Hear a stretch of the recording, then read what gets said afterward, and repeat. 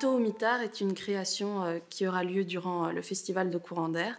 Cette idée m'est venue grâce à un personnage que j'ai écrit lors de ma première année au conservatoire.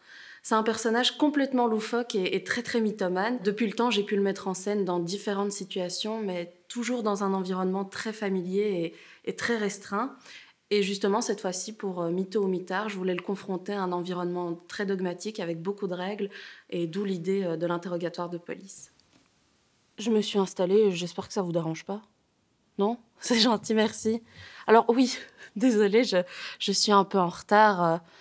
Comme vous le voyez, je suis encore tout essoufflée. J'ai jamais perdu autant de calories en si peu de temps. Mais c'est aussi parce que ma commande Deliveroo s'est perdue en chemin. Du coup, j'ai pas pu manger ma pizza avant de venir. C'est un courant d'air de 30 minutes environ qui parle des enjeux sociétaux de notre époque, mais toujours dans un dialogue de sourds entre le personnage et l'agent de police qui, lui, ne parle pas. C'est cette personne qui parle. Elle est entrée, elle espérait trouver quelqu'un qui allait l'écouter et du coup, elle parle. Laissez-moi vous raconter mon léger retard. Alors, moi, comme chaque vendredi matin, je me suis réveillée aux aurores afin d'effectuer ma gymnastique matinale, donc abdos, fessiers, push-up, roulade en boudin dans mon lit, quand tout à coup, j'ai entendu plusieurs détonations successives, donc des badabim, badaboum, badabim, badaboum.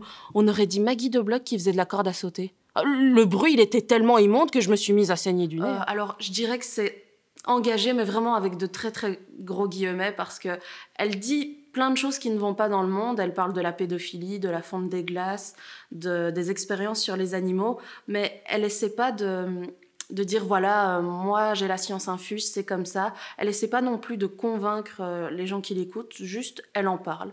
Elle donne un peu son avis, mais sans insister.